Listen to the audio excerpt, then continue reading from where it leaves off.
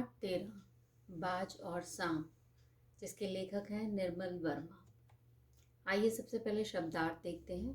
घाटी पर्वतीय प्रदेशों के बीच की जगह, हर्ज हानि, शून्यता खालीपन, वियोग अलगाव, स्वच्छंदता स्वतंत्रता, श्रद्धा, बड़ों के प्रति उत्पन्न आदर भाव। इस पाठ में कुछ मुहावरों का भी प्रयोग हुआ है। आइए उन्हें देखें। अंतिम सांसें गिनना, मृत्यु अत्यंत निकट होना, सिटपिटा जाना, सहम जाना, आशा जाग उठना, उम्मीद से भर जाना, आंखें चमक उठना, प्रसन्न हो जाना, सिर धुनना, पछताना, ओझल हो जाना, दिखाई न देना, प्राण गंवाना, साहस भरा काम करते हुए मर जाना, डींगे हाँकना, बढ़ चढ़कर बातें करना, गुण गाते न थकना, भरपूर प्रशंसा करना, प्राणों की बाजी लगा देना, मौत की परवाह न करना, आश्चर्य का ठिकाना न रहना, बहुत हैरानी होना, प्राण हथेली पर लिए घूमना, मृत्यु से जरा भी ना डरना। आइए इस पाठ का उद्देश्य देखेंगे। हमें साहस और निडरता के साथ जीवन में आने वाली मुसीबतों और चुनौतियों का सामना करना चाहिए, ना कि कायरता का जीवन जीना चाहिए। पाठ का सार।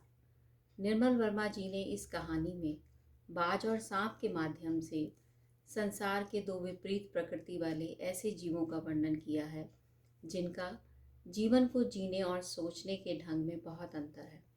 पहला प्राणी बाज है, जो संतुष्ट, जिंदादिली, साहस, निडरता, वीरता का प्रतीक है, जो अपनी जान की परवाह किए बिना आसमान की ऊंचाइयों को छूना चाहता है, जिसने जिंदगी भर आकाश में उड़ने का आनंद लिया है, जिंदगी को जी भर कर भोगा है, दूर दूर तक उड़ानें भरी हैं और उसे अपना सौभाग्य मानता है। परंतु जब वह सांप की गुफा में घायल होकर गिरता है तो वह अपने प्राण उस गुफा में नहीं त्यागना चाहता। वह अपने जीवन का अंत ऐसे माहौल में करना चाहता है जिसमें वह अभी तक जिया है।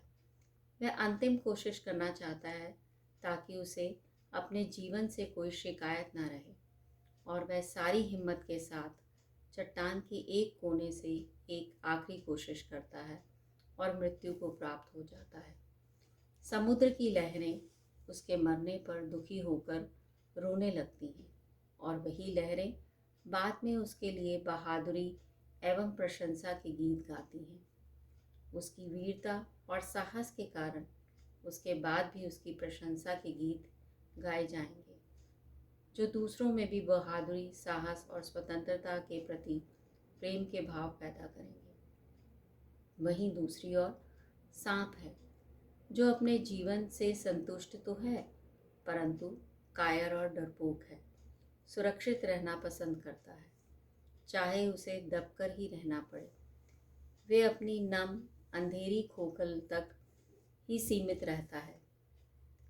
वह एक ऐसी गुफा में रहता है जिसमें दरारें हैं, पानी टपकता है, सीलन है, अंधकार युक्त है, जिसमें सड़ने की जैसी गंध महसूस होती है।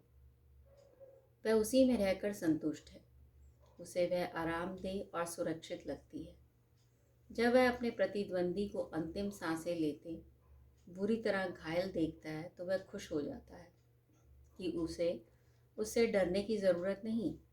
परंतु बाज का साहस कायर सांप में भी एक बार साहस भर देता है। वह भी सोचता है कि ऐसा आकाश में क्या है जो बाज ने उसके लिए अपने प्राण त्याग दिए, मुझे भी देखना चाहिए। और वह भी यह देखने के लिए चट्टान के एक कोने से कूद पड़ता है।